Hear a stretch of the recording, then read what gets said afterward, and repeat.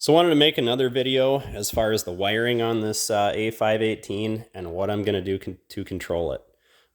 It's real simple. So this is a 92 to 95 Dodge overdrive transmission. This would have been out of like a two-wheel drive pickup or a half-ton, three-quarter-ton, one-ton van with a 360 or 318 in front of it. So it's just a three-wire pin connector going into the valve body. So just a simple three-wire. The center one is power.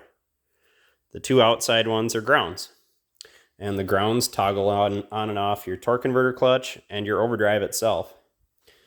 This side, I made a little pressure switch manifold. So this is the governor pressure. Governor pressure builds 1 psi per mile of an hour that the car is going. So that pressure is going to be here to these two switches. One's for I even labeled them just so I can keep track. I know it's going to come off in time, but that's fine. Overdrive switch, torque converter clutch switch. 50 psi, this one trips. 44 psi, this one trips. So once I hit 44 miles an hour, my overdrive is going to come on. Once I hit 50 miles an hour, my torque converter clutch is going to lock up. And that's done with these two switches. They ground. And what they're going to do is they're going to ground these two outside wires and turn the solenoids on in the valve body.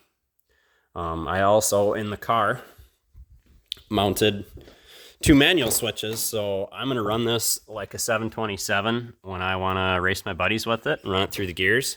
I'll just turn those off, and it's going to be a regular 3-speed 727 like would have came with the car that used to be in there that's sitting on the floor over there. And then when I'm on overdrive, I leave those switches on, and as soon as these two trip, I have overdrive, torque converter lockup. So even though I have a 2800 stall converter in this, I'm going to have the nice cruisability of having overdrive with a lockup and keep that 408 stroker happy. So the center wire is power. That gets ran to an ignition on power, and then I'm also going to wire in a vacuum switch, which I misplaced somewhere. Silly me. I'm going to wire in this vacuum switch, which is going to be hooked to vacuum on the carburetor. And then it's a normally closed switch. So once it gets to below wherever I set the vacuum to, this is actually an adjustable switch. That's what the little Allen wrench is for that came with it.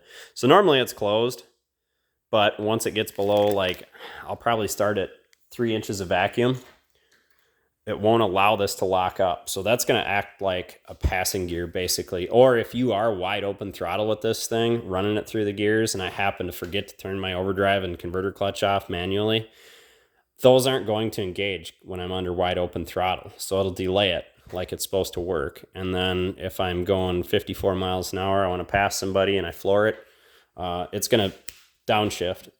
Torque converter is going to unlock. The overdrive is going to disengage. It'll be a regular 3-speed.